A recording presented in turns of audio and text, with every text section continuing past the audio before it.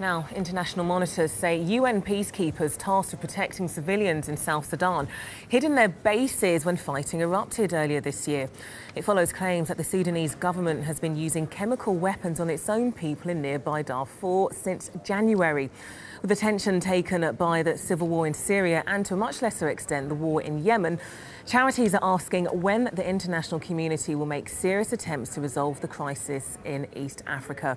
Well, Maddie Crothers, the head of communications and research at the charity Waging Peace, and she joins me live now from central London. And Maddie, you're saying as saddening and sickening as the reports of use of chemical weapons are, you're not surprised?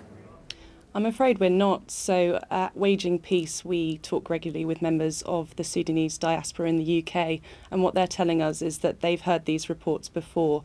It might be a bit graphic, but we've heard reports of people's bodies expanding and even exploding after death, and smoke that would darken in the sky. So I'm afraid it's something that we've been experiencing before, and I think the UK Sudanese diaspora is quite keen for action to now be taken on this. Well, this is a conflict that's been going on since 2003. Tell us a little bit more about what you are seeing on the ground. So alongside the allegations of chemical weapons that obviously need to be investigated fully, the Amnesty International report that actually documented them reports on the more systematic forms of violence that have been occurring in Darfur since 2003, as you mentioned. So that includes the destruction of villages, it includes bombing of civilian targets like schools and hospitals, mass rapes. So those sort of things have been continuing for now well into their 13th year. So this should really be a wake-up call to the international community about chemical weapons, and a red line in our engagement with the regime to actually do something about what's been occurring there for so long. I mean, these are weapons that are essentially banned, and the Sudanese government has consistently denied any use of chemical weapons. What are your reports and claims based on? So obviously Amnesty International's report is the most credible account we have at the moment, but that's only because the Sudanese government is blocking access to the area. What's needed now is a full, thorough and independent investigation, and that should be carried out by the same bodies that responded to the allegations in Syria. So the Organisation for the Prohibition of Chemical Weapons, which has looked at the reports already but says it needs to gain access, or a UN fact-finding mission, perhaps under the aegis of the Security Council, or alternatively the Human Rights Council. OK, Maddie, let's take a closer look at exactly what the Sudanese government has said. They've said that they've utterly say the claims are utterly unfounded, allegations are baseless, fabricated, and they're claiming it's just an attempt to steer confusion in the ongoing peace process. I mean, what I'd say to them is that our goals should be exactly the same, which is access to prove or disprove the allegations. If they feel they have nothing to hide, they need to give access to that area for the bodies that can investigate those claims to actually go in and do that.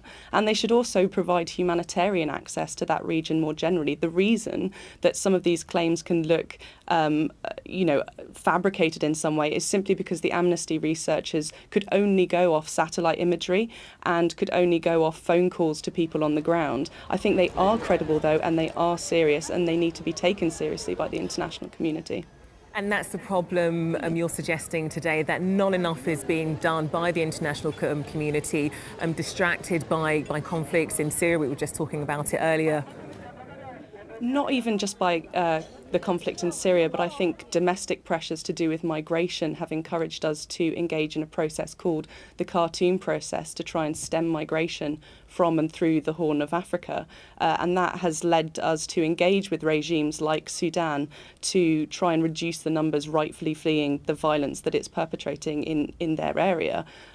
So it's not even external pressures, it's also domestic pressure that I think is leading us into the arms of regimes that are, guilty of chemically murdering and maiming their own civilians. Now, this conflict has been going on for 13 years, double than the conflict, comparing it to Syria. What do you think needs to be done to bring some kind of resolution to this? I really think, in terms of the chemical weapons in particular, there needs to be an investigation into this. Obviously, the use of chemical weapons isn't the only issue in the region, but this should really be a wake-up call to us that we've allowed the Sudanese government to sort of bomb, kill and rape its own civilians with complete impunity for such a long time. I think in the Amnesty International report, they called it an act of hubris that, you know, obviously the government of Sudan thinks it can get away with something of this level of severity and that it won't be a red line in our engagement. I think it has to be, and I think it should force us to wake up and act. OK, Maddie Crow there speaking to us from the charity Waging Peace. Thank you very much. Thank you.